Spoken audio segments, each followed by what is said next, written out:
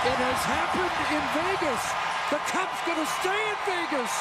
And for the first time, the Golden Knights are Stanley Cup champions.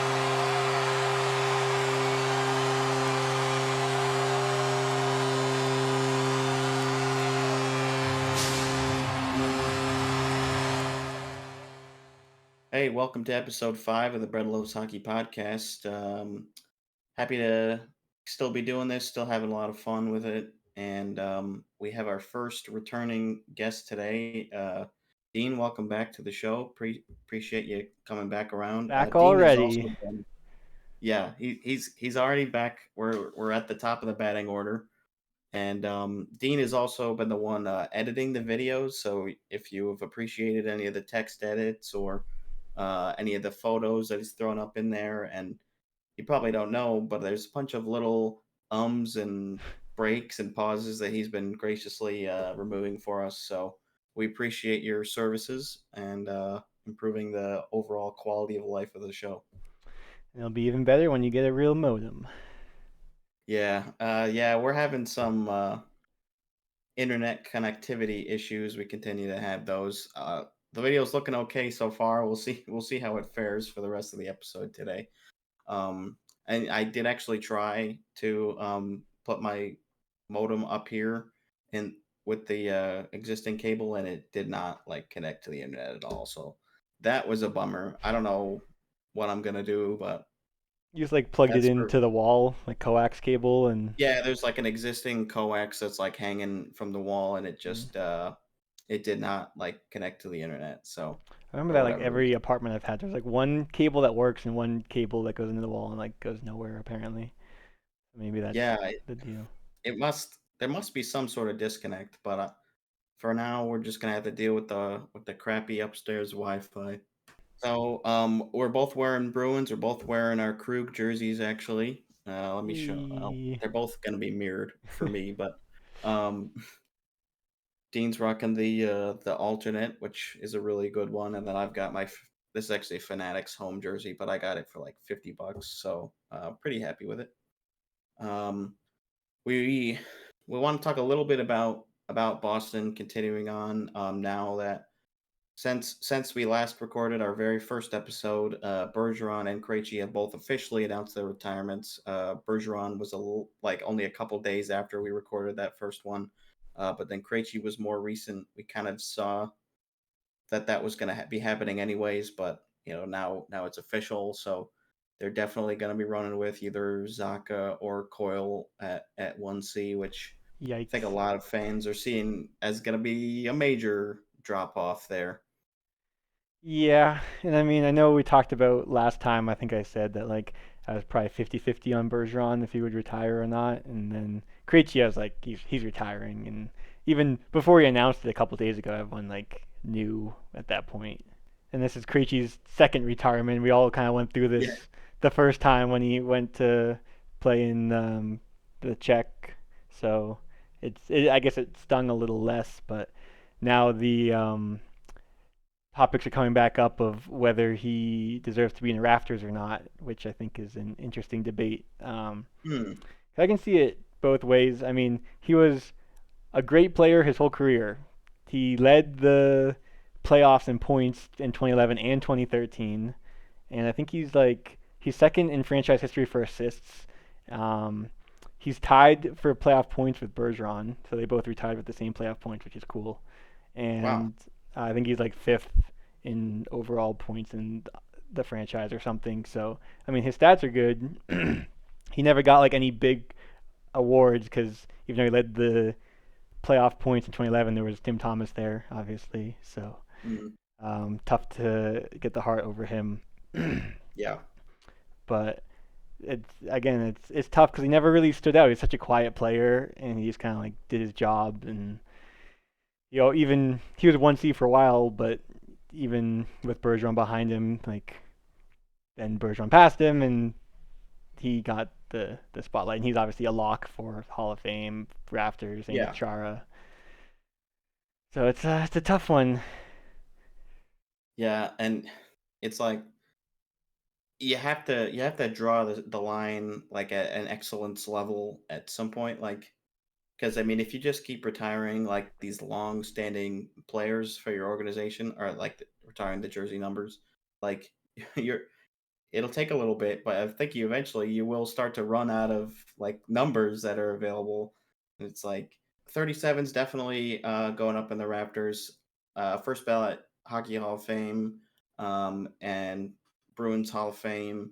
But yeah, Krejci, I think there's probably not much consideration for the Hockey Hall of Fame for him, even though he was, an excellent player, long-standing career with Boston and super successful. But I think like for retiring individual franchise numbers, they really have to have like a just an otherworldly impact on the team, the organization, the city, which I mean, I think he was beloved But in Boston, no you could doubt. argue Yeah. because without him, so 2010 playoffs, he got injured. We were up 3-0 in the series against Flyers, I think, and he got injured in Game 4.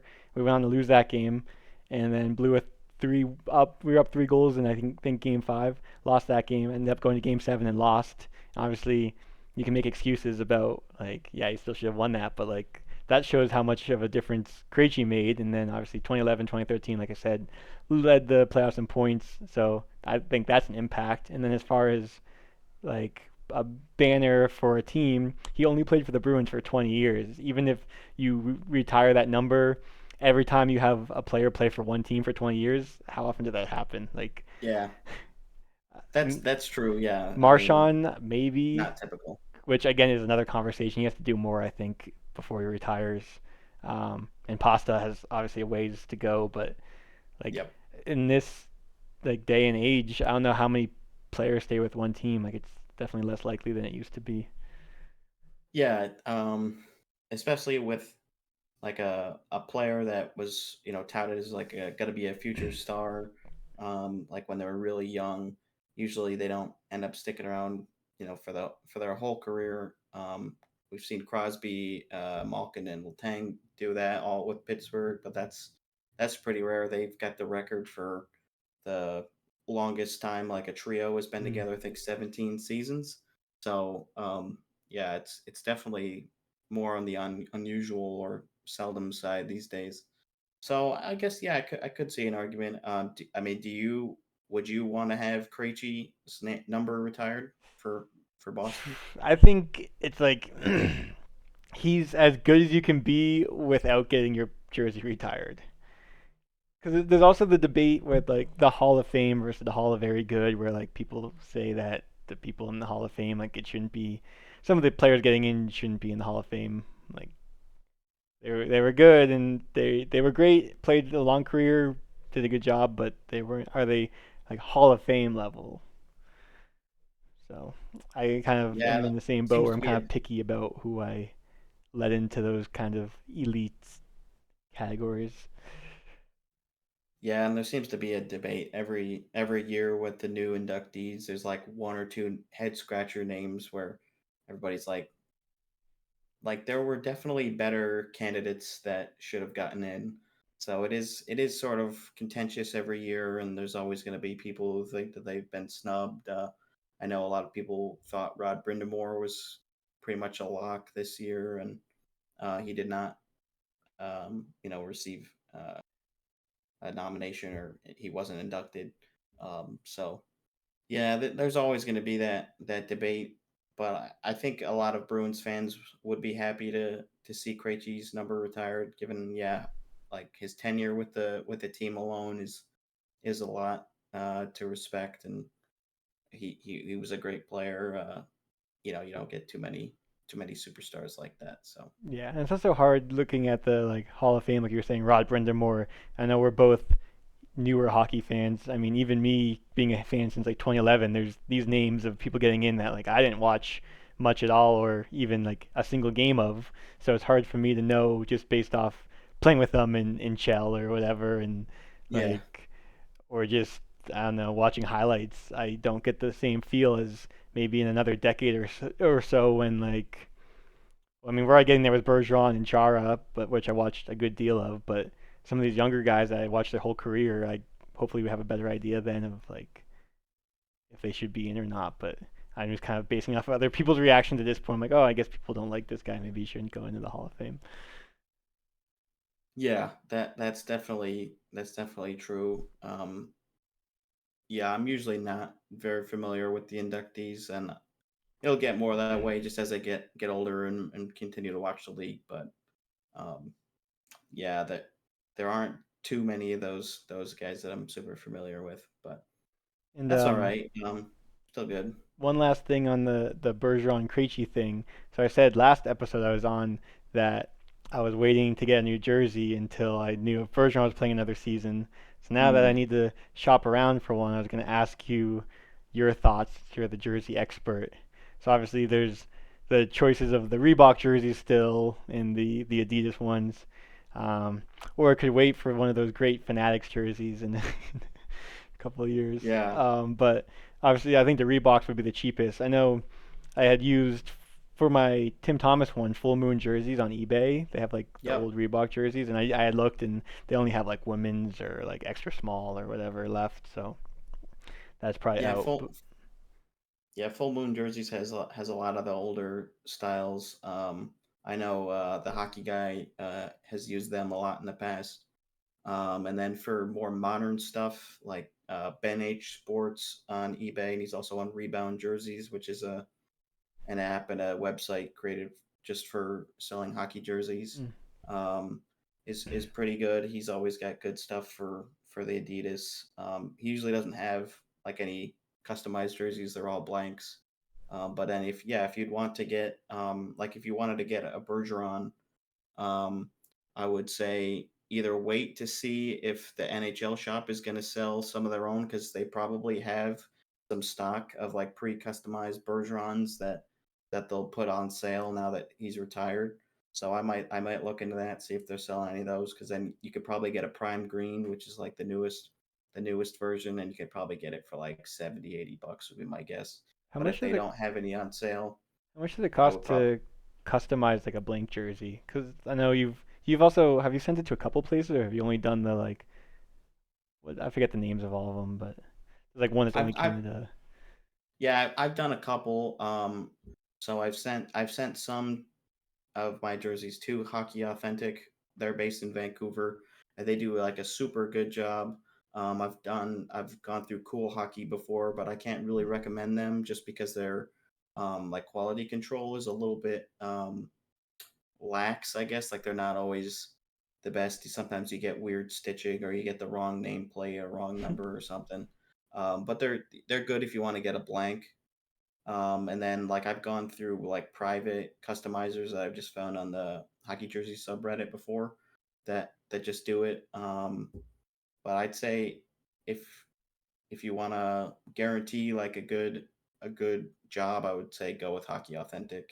How much do You they can also charge? do exclusive pro sports, but they have a really long turnaround time. Sometimes it's like 3 to 6 months. So I haven't used them yet, but they do a really good job when they do it. What's the cost for Hockey Authentic? Um, Remember? that's a good question. I think, uh, well, I think I don't think I've sent a jersey to them that I already had and then gotten it customized. I've Uh, only gotten ones that like I bought the blank from them and they customize it. is that But I cheaper think than just buying like a named jersey?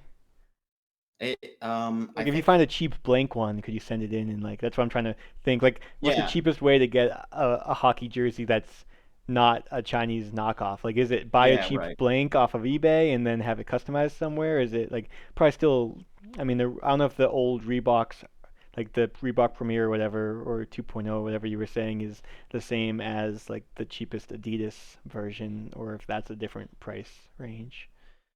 Yeah, you'd probably be best getting a blank and then sending it in to Hockey Authentic or another customizer to get it done because it's usually cheaper that way.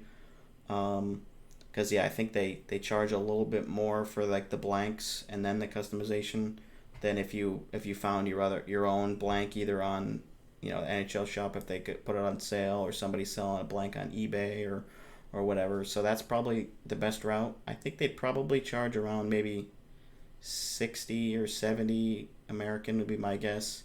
I haven't done that yet where I've sent a blank one to them, but I have considered it. And they do hand stitching. They don't do the heat pressing or anything like that. So you know you're gonna get like a really quality job. This Reddit post from 3 years ago said around $80 shipped. 80, okay. Yeah, it's probably around there. I know they have like increased their price for Americans a little bit for if you get a customization and a jersey, like if you're buying the full kit. I think they've increased the price a little bit for the Yeah, last couple of years, but if you're just getting the customization, it probably shouldn't be anything too exorbitant, and you know you're going to get like the best quality job. and current customization turnaround is 6 to 8 weeks. Yeah, that's probably fair. I'm trying to think because I got my Alec Martinez from them, um, which was I think it was 295 total. Like I bought the jersey from them, and then I got the customization and the cup patch from Mm. them. So That's your most expensive jersey. no, my most expensive jersey is my LA Kings Reverse Retro 1.0, which Yeah, was that makes sense. $420. Wow. I used my tax return on that one. Not Nice. all of it, but I was I was like, yeah, I've wanted this one for a long time. I've been eyeing it, and I've got a little bit extra money here. So I mean, Yeah. it's not extra; it was owed to me. Um, but yeah, so I splurged on that one, and I'm pretty happy with it. But yeah, 300 is usually on the the higher end. I definitely don't have a ton in my collection that I have at that range, but um, it was definitely worth it. And I think it probably took around maybe like 6 weeks if I had to guess, because I ordered it. Um, when did the last game of the cup final end? That was like April 15th or something like that. The end of And the then cup final was like June. yeah, or not April. Oh my gosh. Yeah, June 18th, I June. think, or Yeah, June. somewhere. So yeah, it was probably about 5 or 6 weeks. So it wasn't a crazy turnaround time. I was pretty happy with it. Yeah. So I probably won't spend more than like 200 unless it's like maybe one of the new styles that I really love or something. But I mean, this is one of my favorite styles. Oh yeah. But I'd like, I feel like the easiest choice would be pasta, but I already have like the T-shirt, so I feel like I want to get something else. Hmm. I don't know. Maybe it's McAvoy. We'll see. Yeah. Yeah, if you're gonna get a Bergeron, I would definitely wait. If you're gonna get like another player like yeah McAvoy or Pasta or whoever, I would probably do the blank and then customization route. Yeah. Because also if you get a pre-customized one from like the NHL shop or some other retail outlets, like usually the stitch or like they do the heat pressing, like I mentioned, instead of the hand stitching, so Mm. you don't get that as good quality, and sometimes the numbers fall off. Usually that only happens with the Fanatics customized ones, but I have seen it on Adidas before. None of mine have, luckily, so Is it that's Cool good. Hockey that does the like mystery boxes too, where you can pay and get like 3 jerseys or whatever? Yeah, Cool Hockey does. I did do one of those, which is my Buffalo 50th anniversary jersey. I think it was like an $85 or something like that. Maybe it was a little bit more than that.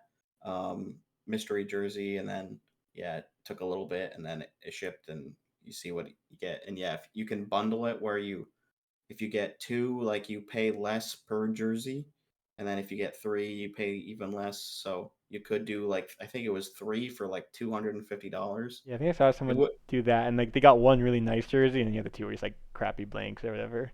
Like I think yeah. I was like Calgary blank or whatever, where they have like a surplus or something, just trying to get them off the shelves.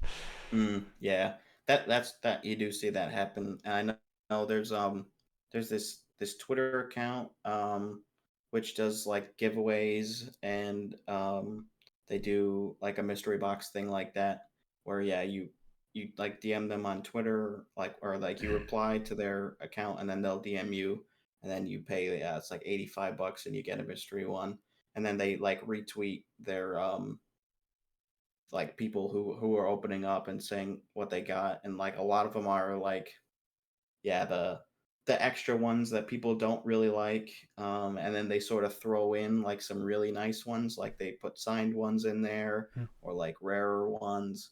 So like you could get something really nice, or you could get something like really not very good. And they do put Fanatics ones in there too, which is why I haven't done one of those, because I really don't want to pay $85 for a Fanatics that I don't want. That's fair. Plus, like my collection is so big now that like there's a pretty good chance that if I did it, I would get a duplicate that I already have. Yeah. So it's like, do I really want to take that chance? It's like, okay, I paid $85 and I got like a Flames jersey that I already have, or especially if it's a blank, like, okay, no, probably not worth it. But I think for a lot of people, it's good, and they're pretty happy with it. Right. All right, that's enough jersey talk for me. Do you want to talk about the new NHL trailer? Yeah, let's talk about that. I want to get your thoughts So as someone who doesn't play the game. What you thought of it? yeah, so I don't play the games. I've never even like had a console that would play it. Although I guess it was on GameCube, which I do have a GameCube now, so I could play like NHL '07 or something like that. Um, but yeah, I haven't played them. But I watched Dean and Owen play a lot back when we were at school, and I checked out the trailer beforehand, and there were like people were talking about it on Twitter, how the game felt like actually different, like they made a lot of changes, and it looked pretty good, honestly. Like I watched the 5 minute gameplay trailer. I think you watched that also, Yeah. and it did look pretty good, and looked like they were trying to make an effort um, to revamp some aging systems or some things that just didn't really seem to work. Um, Especially, it looked like they put a lot of emphasis into that the human goalie control thing, Yeah. And because that's I guess they had issues with that in the past, where you would just lose your crease, or lose your post, and then there'd just be a wide open net. And I think they even so let's said in the trailer like it has a high skill ceiling. Like it's a hard thing to learn because like there for those who yeah. don't know, there's a game mode called like EA Sports Hockey League where you just play as one player, so you can play whatever position, but you're locked to that position. So you can play goalie, but it is not easy because you just use left stick to move around and the butterfly and all these controls, but it's like positioning is the biggest thing, and if you don't have good positioning, you're just gonna get like destroyed. But Just like in real hockey. right, but yeah, so basically they have a tethering system now, so it pulls you back to like the center of the net, um, which I guess is a good thing. But one of the features that they like added, there's a lot of features. One of my gripes is they added a lot of features which were old features that they got rid of when they like went from old gen to new gen, and now they're like Mm. slowly bringing back like this new thing. So there's goalie anticipation, so you can like like use the right stick to anticipate which side the shot's going for a boost, and if you're wrong, then you're less likely to make the save. And that was in NHL 14, which Was it? that's the best NHL game ever. And there's this like the theory that people love NHL '04 and NHL '94, so every like decade. So people have high expectations for this one. Um, Yeah, people are gonna love this one. yeah, but also breaking the glass, like hitting people through the glass and over the boards, was also in Mm. NHL 14. They brought that back as new features. Yeah, Um, yeah. I was kind of surprised when I saw that hadn't been in any of the games. I was like, really? Like, is that really a new feature? yeah. But I know, and they also show that you can push people into the benches. Which, do you know if that's been featured in a previous Yep. iteration as well? Yeah, that was also on old gen. It looks pretty good though. Like, I mean, yeah, like the graphics obviously look really good. Um, I did think the nameplates on the jerseys like looked a little strange, but I think it's kind of hard to get like the spacing right on those sorts of things. Yeah, that was the other thing. NHL 15, so the first game on new gen, the jerseys like they added like new physics engine because it was a new console, and Hmm. the jerseys looked like paper mache. The way they just like rippled, they looked like the thinnest, Oh, really? flimsiest material. So I mean, it's definitely whenever you add new physics engines or whatever, there's that kind of stuff. But maybe it's the same with graphics. And then yeah, the other thing it was like they changed the way the hitting works, which always kind of concerns me because Yeah, like there was I think it was NHL 18 maybe where you could just like tap the right stick, and just bump people and they'd lose the puck, and it was like way overdone in like the meta and this whole thing. But I mean, again, I think gameplay trailer obviously looks great. But hitting has already been the like high risk, high reward. And it looks like they made that even bigger of a gap. Like I saw one where like they went to hit and missed, and like you could see them like overextend and like go way past, and that yeah. I feel like it's gonna be annoying. But the thing The that reverse.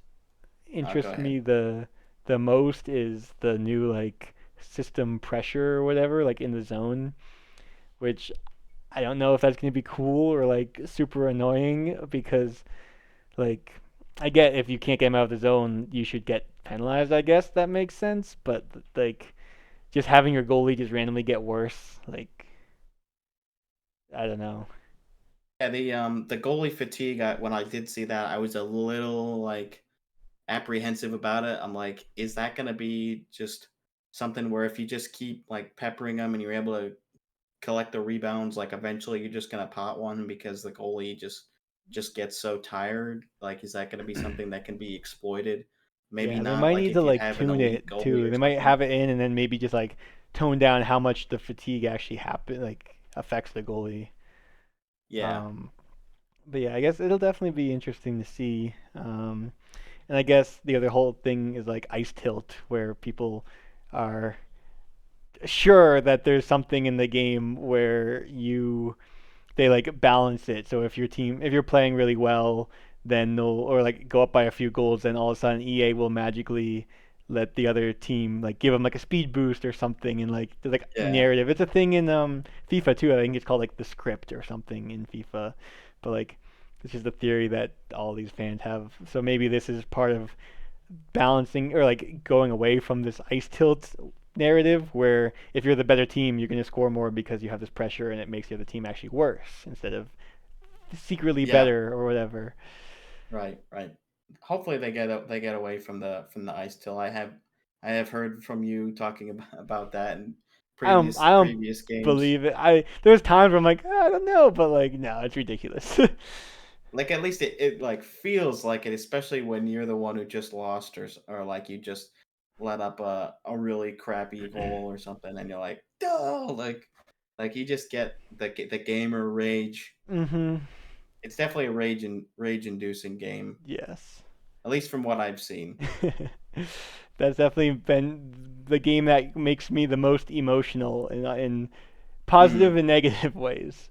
Yeah, yeah, I think the you're one other invested. thing I wanted to talk about was they added this like passing system with like the letters over the players' heads, which I think is interesting because normally passing is like kind of skill based where you aim with the left stick and like your passes are based on that. Because the better players there's like a pass assist function, and normally the better players turn it down because you can get better passing by like having less assist and more just aim with the left stick. But this new thing is just you tap a button, which is probably just like a I don't know if that's just more for a user friendly like beginner thing or if it has its moments, but I'd like to check that out. But sadly, it's not coming to PC anytime soon, so I don't know if I'll buy another Xbox subscription to play it, Mm, but we will yeah, see.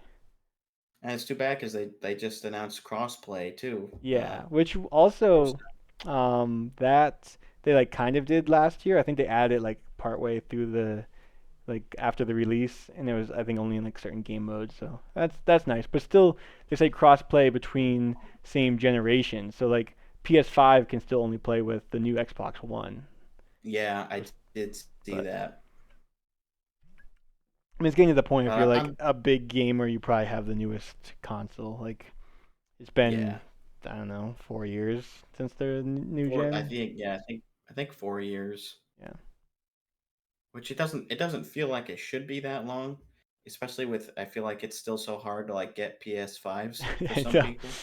Um, but yeah, I think that's around about how long have they been out. Yeah, like I want to say holiday 2019. Sounds about right.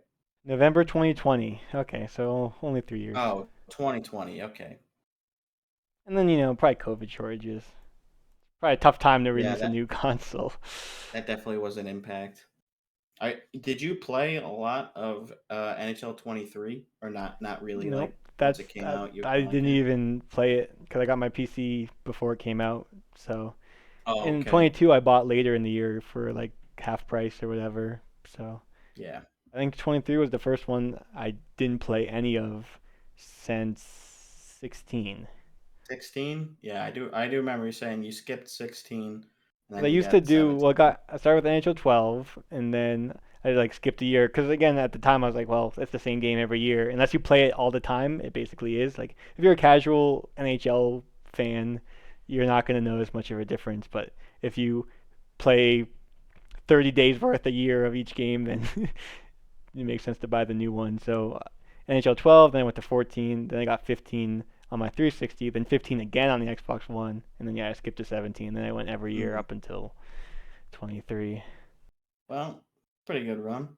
Yeah, so we'll see. Maybe it'll come to PC one day, or maybe this one gets good reviews and I end up playing it on Xbox. But my console, I don't know if it could handle it anymore. My Oh yeah. Xbox, in I got in 2015 or Christmas of 2014, so it's old. It's like the original Xbox One. Xbox One, yeah. It's old. Wasn't Owen saying that NHL did used to be on PC like back in like the GameCube days, like it was on PC? Do you remember when we went to the flea market at Potsdam and I got NHL 01 or whatever, and it's for PC? Like Oh it was like yeah. $2. Yeah, that's kind of you can always and like any thrift store or whatever if they do have like a video game section, you're always gonna find some of the like an old Madden game, an old 2K game, probably Chell too, but yeah, it's like because yeah, once the new one comes out for the next year, like everybody's pretty much done with the old one, and it's like, am I really gonna, am I really gonna play this one? Yeah. After like 3 or 4 years, you're like, oh my god, like NHL 2018 was crap compared to like 22 or whatever. Yeah, going back, you can like just feel the difference, and like again, from year to year, it doesn't seem different. But if you go back 3 or 4 years, you're like, wow, like they changed a ton. Yeah, and you get so used to the like the quality of life features that they continue to add because Hmm. they're always trying to do that, make it just easier to play, smoother to play, stuff like that. Like even stuff like changing the way that menuing works or changing, the way that you navigate through like other game systems or whatever. It just makes it that much easier and you you don't realize how much you want those things until you don't have them if you play one of the older ones. Yeah, I mean, it took them so long to add like a search feature in Ultimate Team. Like, I remember NHL Yeah, that's 17, I had to crazy. just like I just knew players like their country, their position, like their or I guess their nationality, position, like handedness, all this stuff. So I would just search that. I'd be Yeah, like, oh, Yossi. I'd be like, was he left defender from Switzerland, like Switzerland. Yep, two-way defense or whatever his play style was, like I do remember that. You're like, yeah, let me filter through, try to find yeah, the player I'm looking for, and it's yeah, like you just hope that they're not like Canadian like forward or something. yeah, It's like, oh god, yeah. Oh, a Canadian there's right so winger. many. Yeah. Oh, let's see. Let me look through, trying to find the one that I want, and oh, there's like 70 of them. Well, yeah, you start with like their country, their position, and their team, and then normally you'll have like a couple guys. So then you have to do like their play style, and then there might still be like two different ones. So you have to like add another filter, and it's, yeah, it was a pain Yeah. Good thing they finally wisened up. until next gen, and they'll lose it again, and then add it as a new feature 10 years after. Yeah, new feature that's been around for a while and then they removed abruptly for no reason. Yeah, it was funny. The That's other thing in the always a trailer bummer. was at the end they had like the goalie celebrating, and that's the same winning animation they've had for like over a decade. I heard people talking about that. They're like, you're just adding the same exact things. And Like people are gonna you say buy it. you're importing new animations, but it's like I can see from the trailer that it's the same exact one you've been recycling. It's it's tough when they say that. It's like, oh, we've built everything from the ground up. It's like, well, And like the not Stanley Cup everything. celebration is the exact same for again the last decade or whatever. Hmm, The other thing that's people want back, I was reading the YouTube comments. So old gen for like Be Your Pro and stuff. They had these awesome intros. Like they had like the light shows and stuff, and like you coming in like through out of the tunnel and like all this stuff. And people are like, I want this back. I'm like, how hard is that to just do like a cinematic? I don't know. I guess again their priorities on like Ultimate Team and trying to get your money. So yeah, that's the biggest one, unfortunately, is the money. What features can they market well enough to sell it? So that way people will play it long enough to buy the next one. Like, yeah. And the other thing that sucks is like the developers want to do a good job and like they want to add these features and stuff, and then I assume it's just like upper management. It's like we can't do that. yeah, they probably don't have like enough development time because it's like Yeah. you've got to make a new one every year. You have to have it ready by October, and then it's like, all right, we're already working on the next one pretty much. Like, you don't really get enough time to devote to any of the new ones. I remember reading this thing that like every big video game that gets released, like it has bugs, and there's like basically bugs that are game breaking that you need to fix, bugs that are like annoying and like kind of like pretty noticeable, but like don't break the game, I guess. And then the bugs that are like you have to hit like all these buttons at the same time to like make it break, but they're there, and like they basically have like a quota. I mean, maybe quota is not the right word, but like a limit where it's like as long as we're under this number of bugs, like we can ship it. And Yeah. like that's like their goal is just to make sure they're like at I don't know how much time they spend like fixing bugs, but that's probably a lot of time goes into that. Oh yeah. I'm sure that's a lot of it. Is just like decompiling the last year's version and then just seeing what bugs they couldn't fix from that one, and then they're gonna introduce brand new bugs for the new when they make the new one. But And it's I'm like, sure they that's made this that's fixed code the for bug. next gen in 2015, and then they kind of add to the code. Like that was probably the same with old gen. Like when you have to like rebuild it every so often, but if you have this old code that you recycle every year, when you add a new feature, it breaks like 10 other things. Yeah. And we were talking about it in our group chat there, about the cover art, Mm, the new player on the front, which is Kale McCarr this year, and I don't think anybody had any objections to him being featured. you know. Definitely a superstar in his own right, super young, super talented, already a Conn Smythe winner, Stanley Cup champion. So he's got it. He's got it going pretty good right now. Did you see the cover for X Factor edition? I don't think I did see that one. It's him. It's like a Let me take it's a kind of a look. weird angle. It's zoomed out, bird's eye view ish of like him taking a slap shot, but everyone's talking about the X Factor and the weird capitalization. I'm gonna pull it up too. Oh, I see. Oh, yeah, that's why does it say it's like edit and then ION like really small? Yeah, Tor edit. Yeah, and That's they're very like strange. Toronto edit. Like, Yeah, is the yeah. league rigged? Rigged. Yeah, Even though it's got an Avalanche player on the front. But yeah, that's a strange one. yeah. The other alternate cover is The much main cover better. is It's good. just the more traditional look of the player standing on the ice. Yeah, and people are Although happy to have an last actual hockey shot, because the last few years it's been like last year was like um, the shared Hawaiian cover, shirts and whatever, and that was weird. I mean, I liked that they had Sarah Nurse and Zegras both on there. That was cool, and probably big for women's hockey. Maybe not huge, but it was definitely cool to have that spotlight. But it was strange that they just didn't have them on the ice, like where they're known. Like it's a ice hockey game. It was weird. yeah. So I'm looking at the other covers. NHL 22 is Matthews just walking down the tunnel.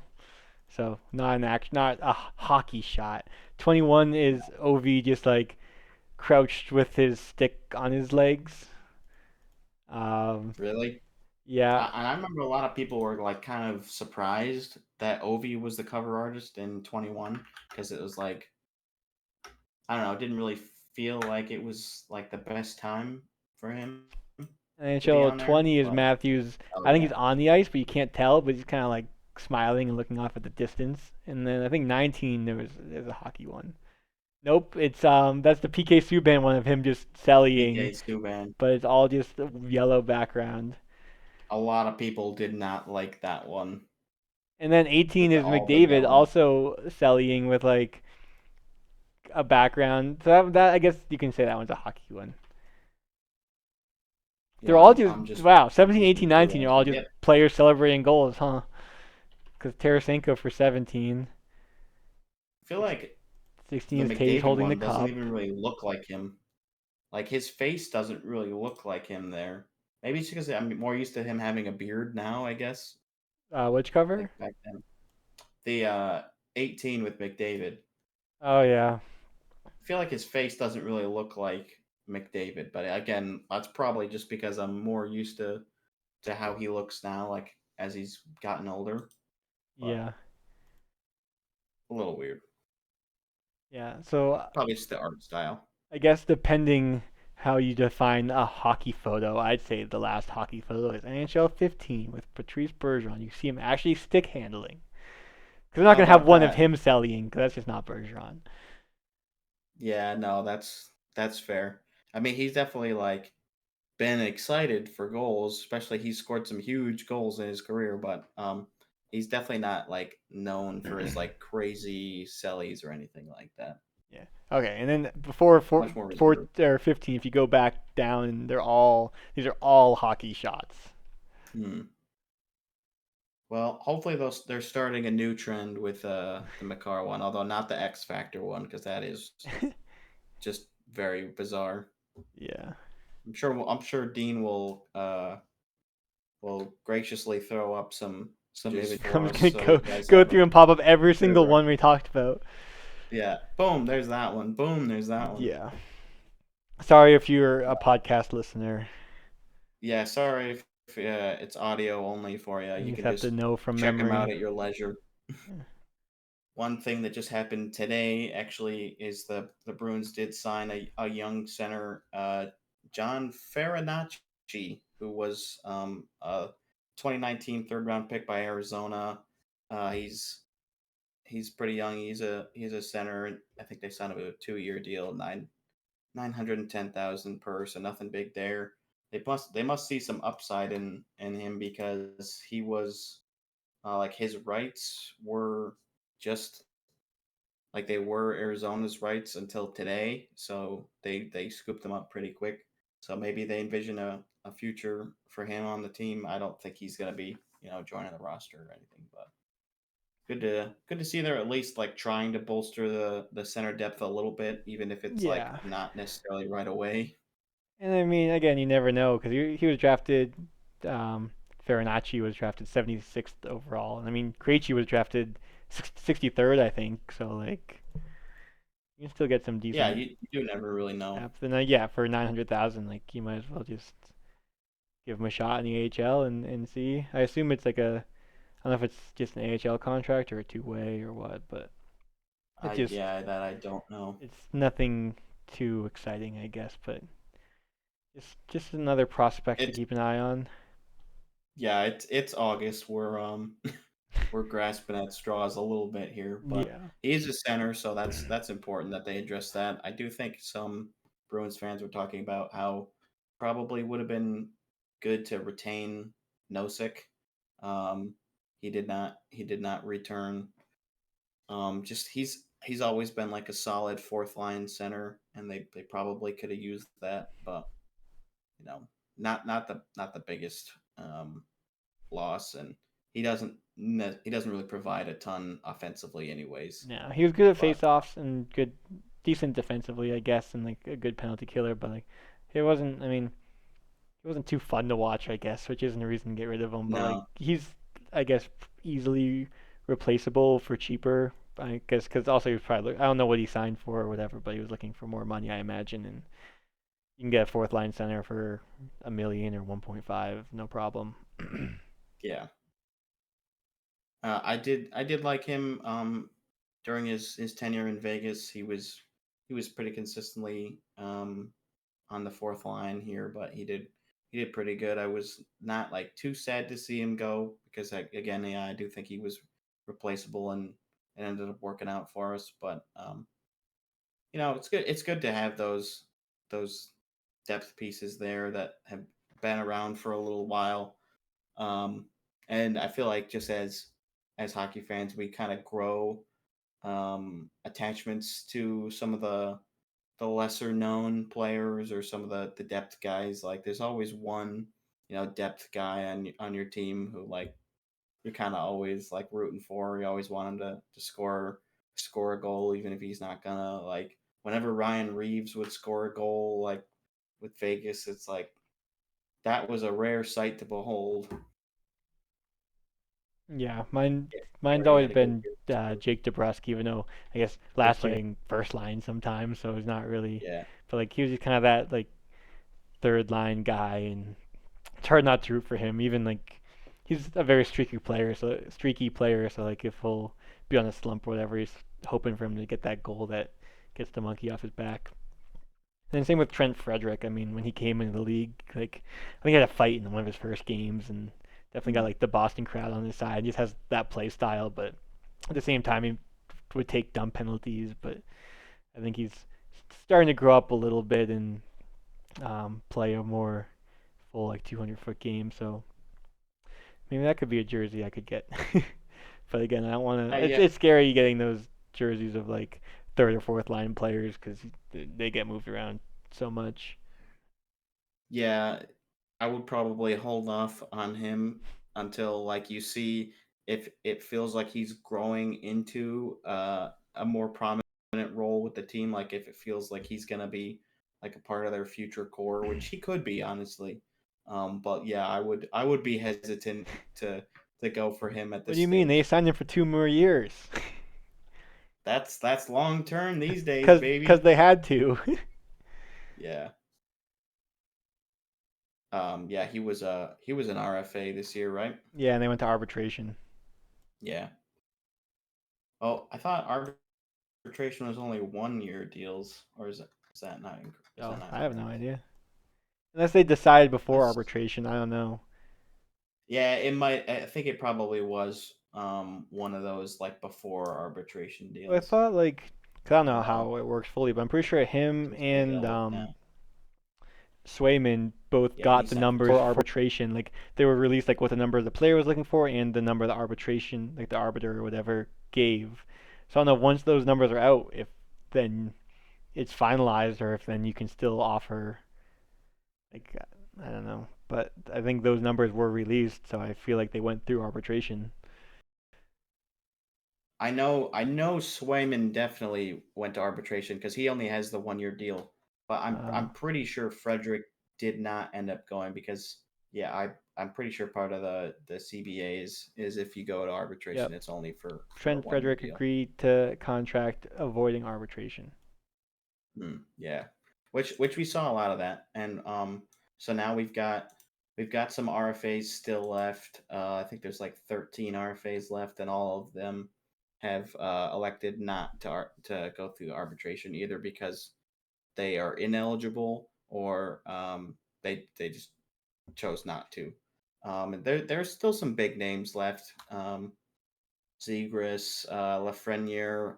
I still wonder if the Rangers are looking to move on from him because I think a lot of folks have been sort of saying that he hasn't been at that same level they've been anticipating. We'll see if they give him like maybe a 1 year deal to see if he fits, and if not, maybe they move him in the off season.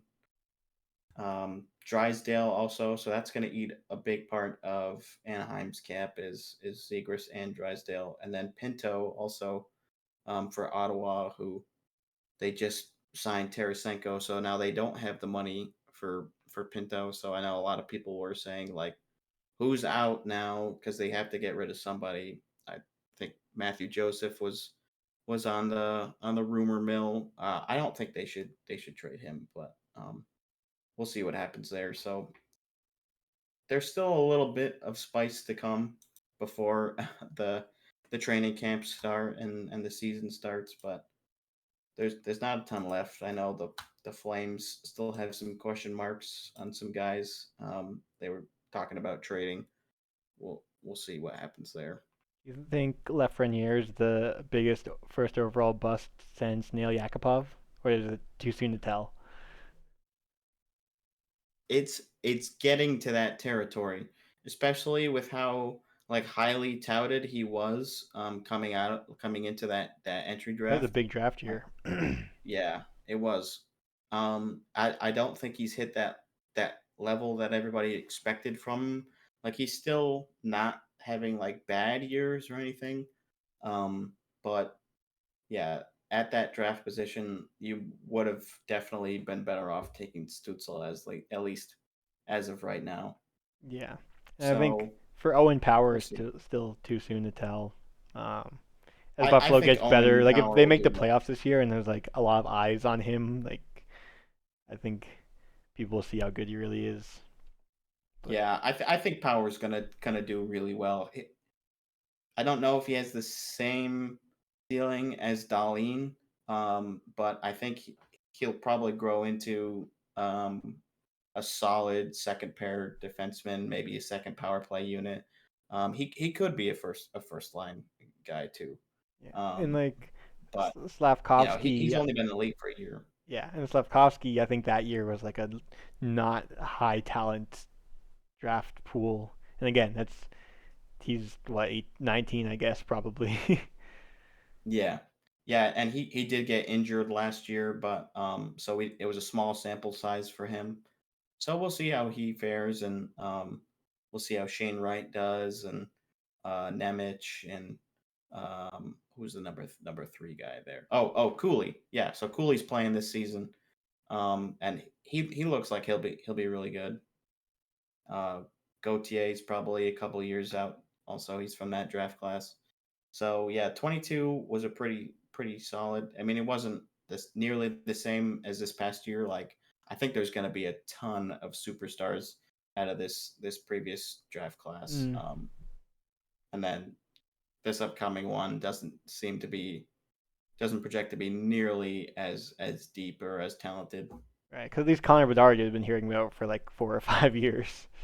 Yeah, I think there's no uh number one like uncontested at this point for the upcoming draft. But we're a far ways away.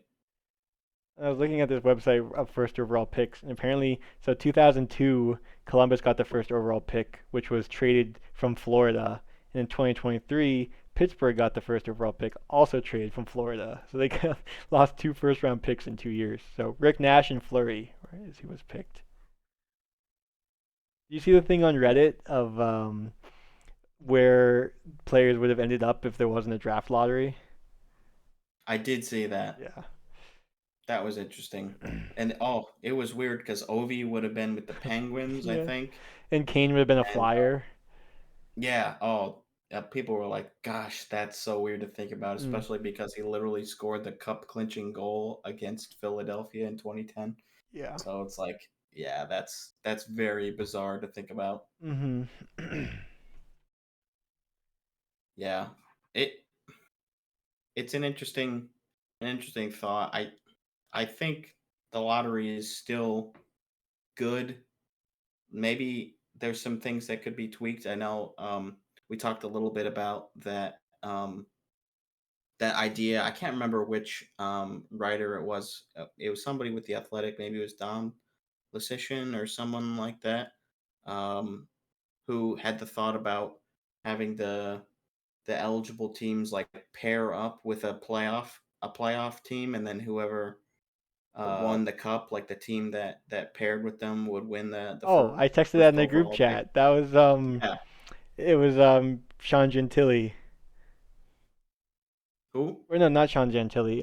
Sean McAdoo. Sean McAdoo. Okay. Sean Gentili is another hockey guy. I forget if he's at the Athletic or not, but Sean McAdoo is also on Puck Soup, Mm, and he was talking about it. And yeah, I brought it up right. in the yeah, that'd be so fun because you actually want to watch the playoffs. I mean, if you're a casual fan, like it's fun to watch just to watch hockey, but like it's fun to root for a team, and like that would definitely give you a reason to want a team to Yeah. win. And that, like imagine if it's like the Habs are linked to the Bruins and like have to root for the Bruins. Yeah, I was just thinking about that. Yeah, like rivalry teams choosing to pick each other. Like, oh my god. Yeah, it's like Toronto has elected to select the Edmonton Oilers, and it's like no. Like I know like a ton of fans will be like, I do not want to see them win, but also it would benefit us greatly if they won. Yeah. So there would be a ton of fun scenarios like that. Um, They'll never do it. They will absolutely never do it. It's way too No. fun. Um, but it's a fun thought experiment for sure.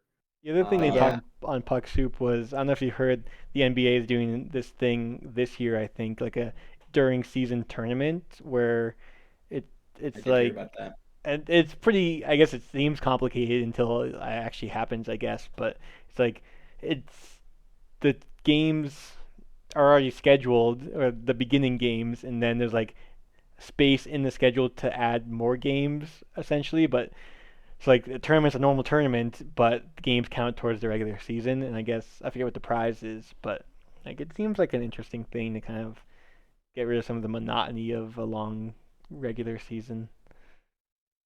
I I feel like the players would just not be into it like at all though. Like I feel like they would have like the same level of effort as like the All-Star game sort of stuff. Well, it'd have to be more Like than I don't that know. because it's still a regular season game, like on your record. Oh, okay. Yeah. I guess that's true. I don't know. I Well, what I thought was funny is the argument that it could I be interesting. thought was the most intriguing was if you win, you play against other teams that have just won. So by winning, you have a harder regular season because you're playing better teams. Oh, that is interesting. Yeah, it's like, maybe you get one or two wins You get a bye. and then I don't know how that yeah, would yeah. work. Yeah. Yeah, that would be strange. I think it's been talked about before, but have an anti Stanley Cup sort of thing with the 16 non-playoff teams having a bracket would be fun. They would obviously never do that either because who would watch it, especially when they were, it's like, am I gonna watch the Stanley Cup playoffs or am I gonna watch the loserist team like win? Unless it was like the team who wins the loser bracket gets the lottery pick, but then it's like, And it's not okay, a team that they're deserves it. the It's worst. probably like They're the the 16th team who worst team. deserves it the least. Yeah. Yeah, so I don't know. They it would be kind of fun to think like I mean, at that watching point, two it's like really basically shitty the same teams as the play. first person eliminated from the playoffs. Just imagine that the first person eliminated from the playoffs gets the first overall pick. So like a team would Yeah, fight all season to get in and then just throw, like just get swept on purpose to get Bedard. right. Which that did happen sort of with when the Rangers got the Lafreniere pick in 2020 because they were the team that lost in the qualifying round that ended up Oh getting yeah. the lottery. So a lot of people were like, they basically made the playoffs. Like, why did they get the first overall pick? Yeah. But that was just a really weird, weird year. Seemed to not I'm matter too sure we all much. remember. Yeah, we try not to think about it, especially since the Bruins did not do well.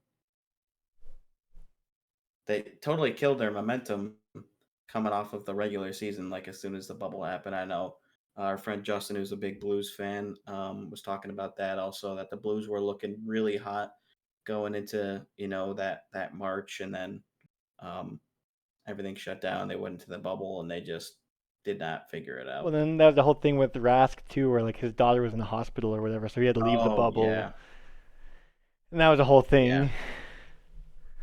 I forgot about that. That was unfortunate, and there were definitely some shitty Bruins fans that were like saying that he was like quitting on the team and Yeah. like his heart wasn't in it. It's like Those are the he would Facebook never Reddit be able or to. the Facebook Bruins fans. Yeah, exactly. He would never be able to perform the way that like they would expect of him if he played. Like No. it would be on his mind constantly. There was no way that it would work. So Did the Bruins don't retire blame Tuch Rask's at all. jersey? I would like a Rask, I don't know. and you could definitely get him because he's not going anywhere now. He's retired, so Do his legacy will be there. do prices go up with jersey retirements if they go up into the Mm, rafters? I don't think so. I guess I don't know. I don't know if I've ever really looked into getting a retired number jersey. I don't have any players who have their number retired. Mm. Yeah, I think Rask is Yeah, an interesting one too, because like he had some of the best Crosby, goalie stats for the Bruins, and like won a cup as a backup. But I think if he was a starter on the cup winning team, I think he'd be up in the rafters. But I think it's a similar thing to Krejci, where he's like on the cusp, but I don't know if he makes it. yeah. But it's also like Did I could see did him being in the Hall of Fame someday. But it's like if you have a Hall of Fame player, I feel like that should be kind of a lock for a jersey retirement. yeah, I get yeah, it is sort of weird. It's like being in the overall Hall of Fame, but then not having your Unless you number retired or unless you played like 3 years on one team and then another team for 3 years and did that for like a whole career. yeah, Yeah, I don't know. yeah, that's true. That would be that would be a different scenario. But he only played for Boston, right? I know he was drafted by Toronto, but then they traded his rights or something like Yeah, I that. think I think so. I mean, I know that's correct. Yeah, but I don't think he ever played for a game in Toronto.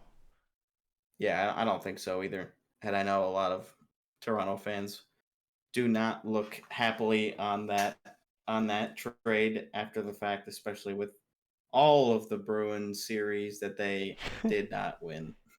Yeah, it's so hard to know with The goalies. torment. Always good to talk about a little bit of Leafs torment. Yes. And they've got some question marks still with how far over the cap they are right now. I think they're Mm. $13 million over the cap or something like And that. that's And after like even putting with Murray on IR, right? yeah, like I think even with LTIR candidates, they're like, what is it? Let me look. I think it's like 6 million or something like that. Oh, let's check. I can That was go the other here. discussion on Puck Soup. They're talking about why, or if there would be a way to have Who, it who's on it?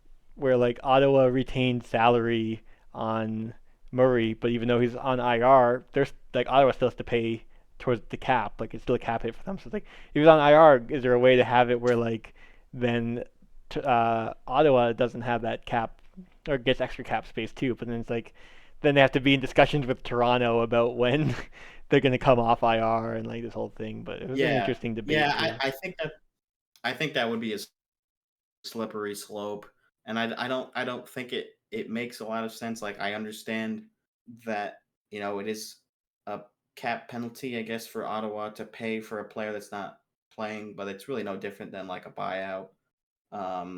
And the whole point of the LTIR cap relief is so that way you can roster another player. It's not so a team can benefit from retaining salary and then just having an injured player. Like it's not really intended for that. So yeah, I don't think it would make sense. I don't think it would be good for the league if that was the scenario.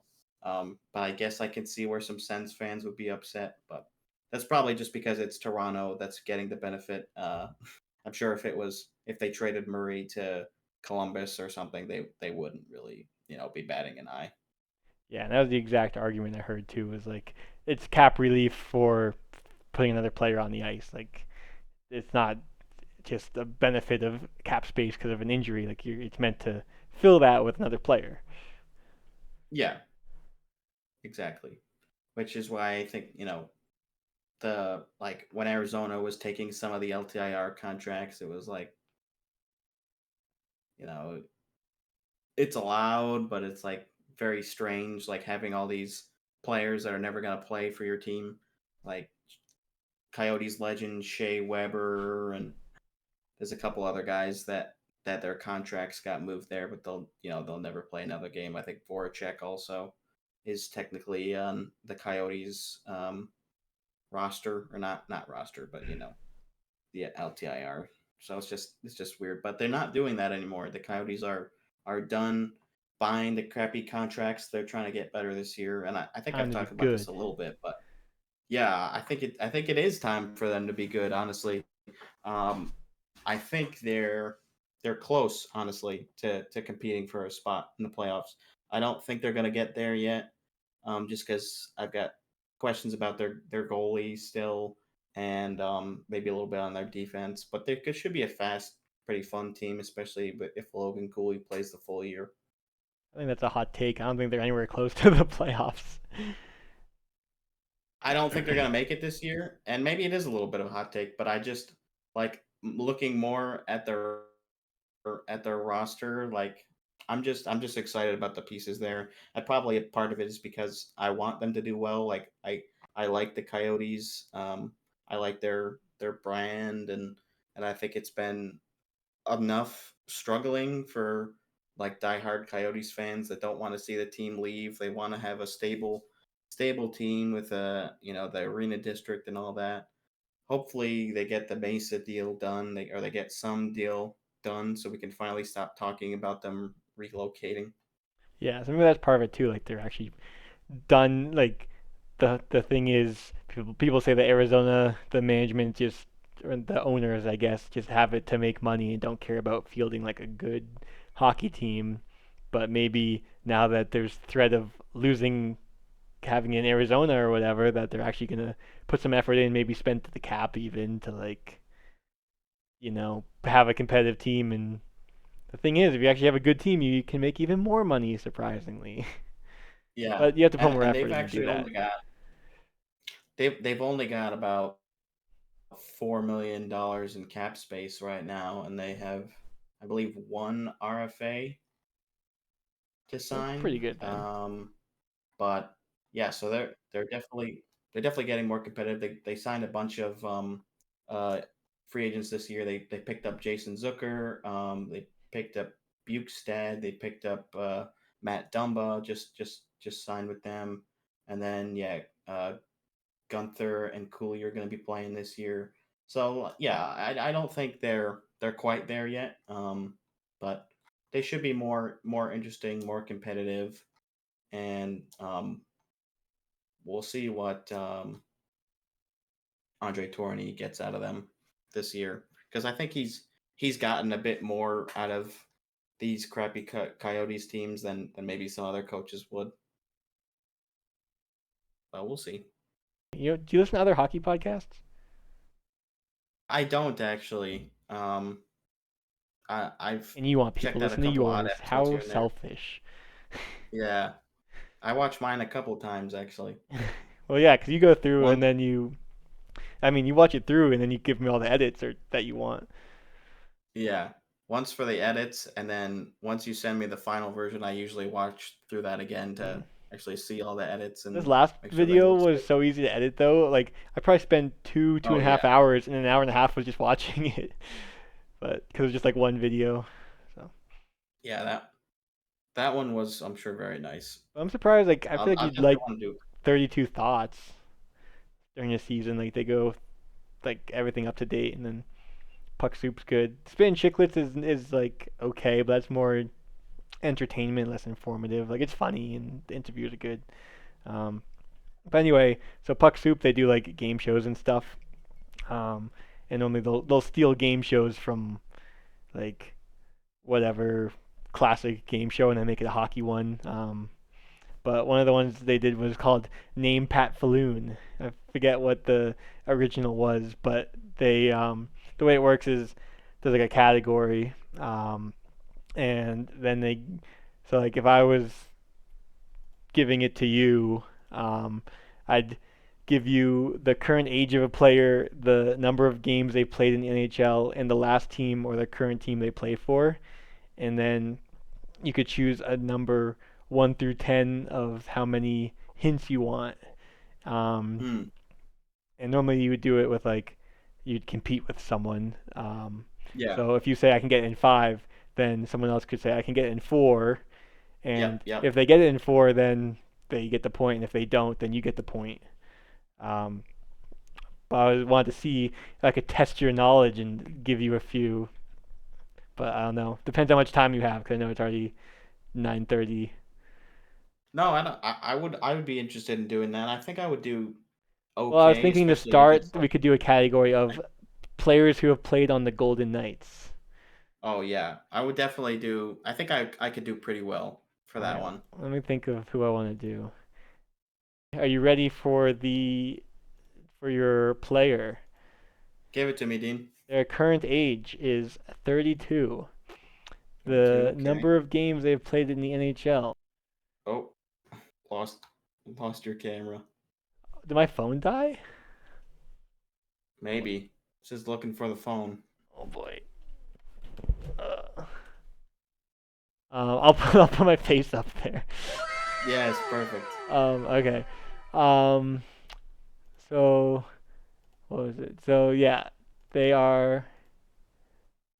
I want to find a 32. website that has all the things. I should probably figure that ahead of time. So yeah, 32 years old. They have played 614 games. And Okay. I'm not going to say if they're retired or not, but the last team they played for or current team is the New Jersey Devils. Okay. Yep. It's Colin Miller then.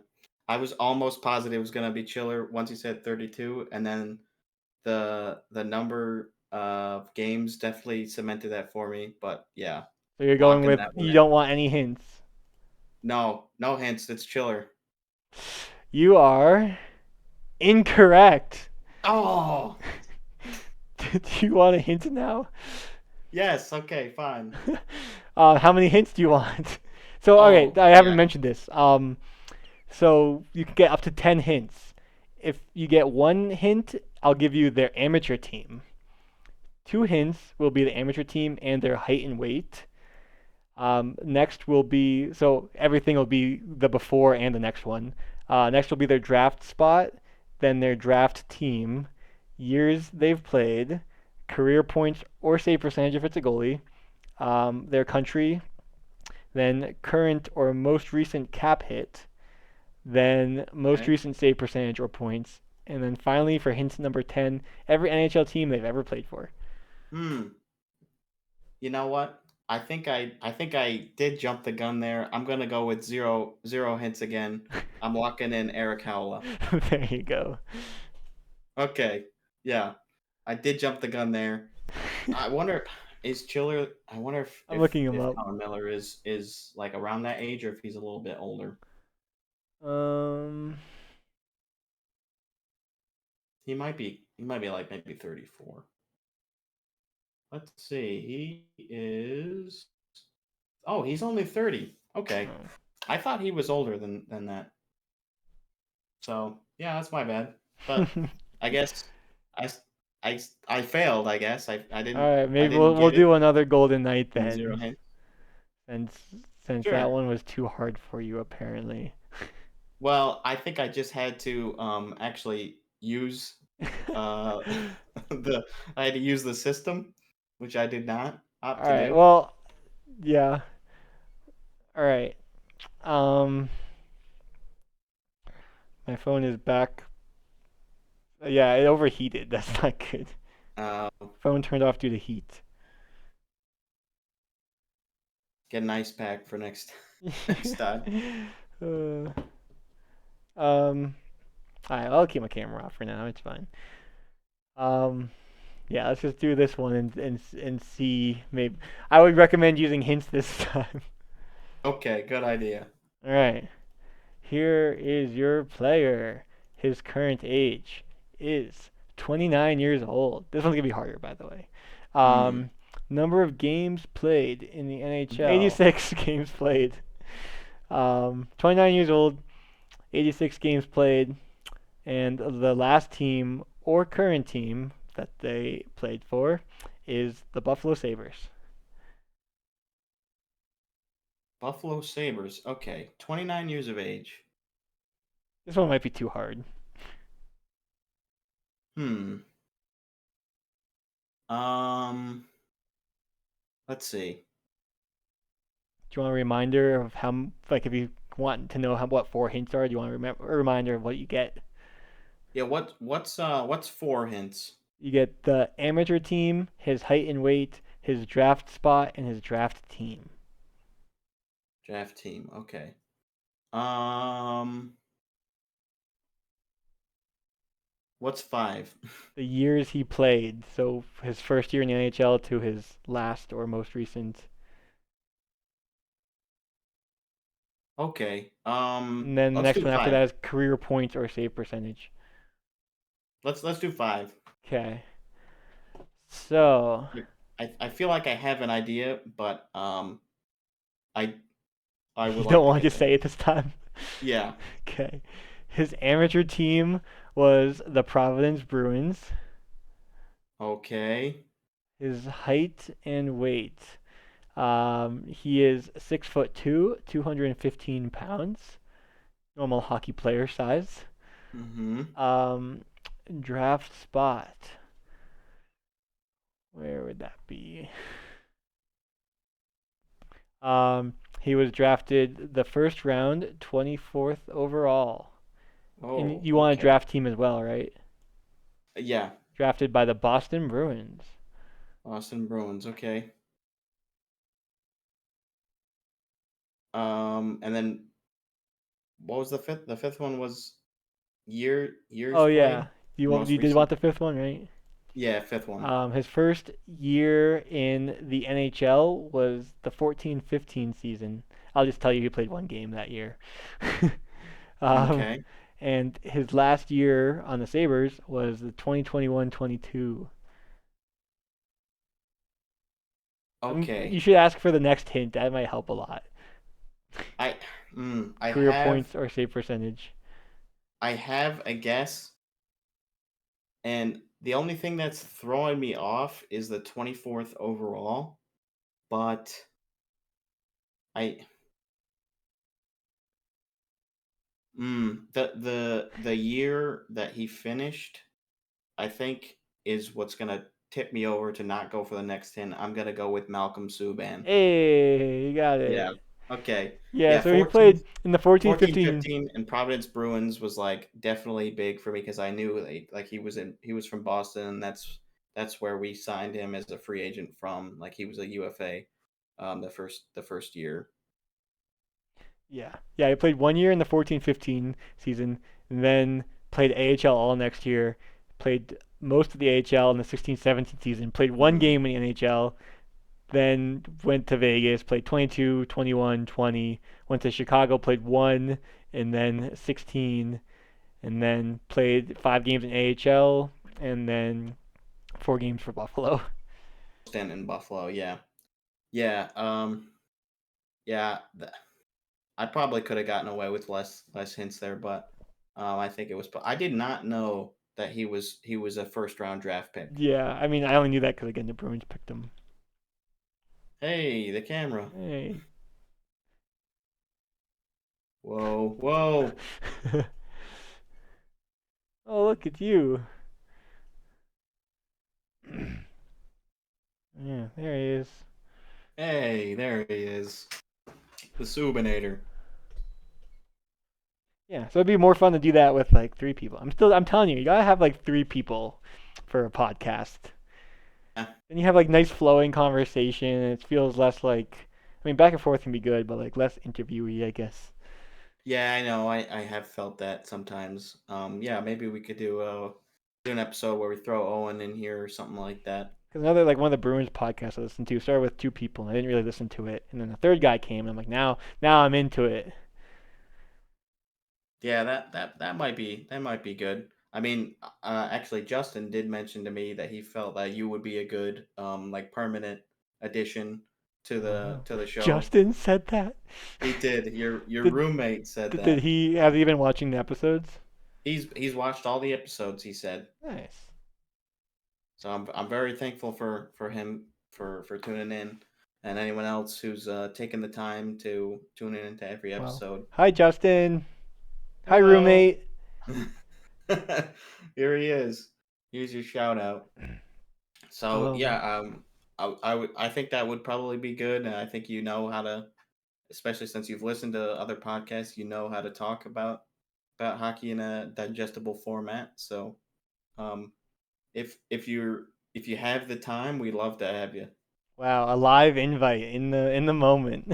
Yeah, how about that? What's my And now pay? he can't turn it down, everybody, because it's in the Oh, it's episode. like proposing at like a sports event. Ugh. Exactly. Yeah. It's like all these people are around, Yeah. all 35 that will watch this episode, Yeah. but No, I'd be down. I don't know how much all is right. to talk about until the season starts. I We're already know. running Yeah. low. Yeah. I mean, But again, most of I the have, hockey podcasts take a break for the summer, or do like every yeah. other week, or we can go to some of them go to Patreon, so we can have our Patreon subscribers special episodes for them. Mm, good idea. Yeah. And I was talking to Zane about having an in person, like if we go to a game, have Ooh, like a a vlog. impromptu after the game, like a like a vlog or like a just a post one in like Ooh. a motel or something, if we or a hotel room we or whatever would be fun. Yeah, for sure. Get a little bit of a different vibe. Oh God. Oh, what was I'm gi- that? I'm giving up on my camera. Say goodbye to Dean, everybody. Thank you very much. Yeah, it's getting really. I don't like this app. Worked a lot better last time. Yeah, It's getting hot maybe again. maybe we'll have to get you A webcam. an actual webcam. That can be my joining the podcast gift to myself. There you go. Oh, but now you're on the other side. Well, whatever. That's fine. Oh yeah, that's Yeah, I okay. know. Yeah, I'll put it back on. Just Yeah, put the kitty yeah. back there. Let's see. Anything else in the Wait, so when's docket that Justin we're coming on the working on? show? He is still I think uninterested just because he doesn't think that he has enough to talk about, or he wouldn't be a good personality or good form. You know, he wouldn't shine in this format. I think I disagree, and I do think that he would have enough to talk about. I'd love to have him Well, on, what if there but were two of us and him? yeah, that would be better. Have a bit of a icebreaker or something like that. So um, maybe we'll keep this in the episode, but I'd love to have a formal invitation to you one more time to have you come on. No pressure if you really don't want to do it, but it's just for fun, you know. So I also think love to have another fan base represented in the Blues. Hard to find Blues fans in this area of the country, so um, any final remarks? We didn't talk about everything, but that's okay. there's always next week. Yeah, good to save some stuff. Um, Um, we'll be getting closer to when the Bruins announce their new jerseys for the upcoming centennial season. I'll turn my I camera on think to say goodbye that'll be though. cool. Oh, perfect. Anything else before I sign off? This angle is excellent. Yeah, keep that. No, I think we pretty much covered it. Appreciate it. Appreciate everybody being here for this wackier installment of the Bread Loves Hockey podcast. We appreciate Dean being here, and I think he's gonna be here next time. Yay! Can't wait. Take care, everyone. Have a good one. See you guys. Mwah.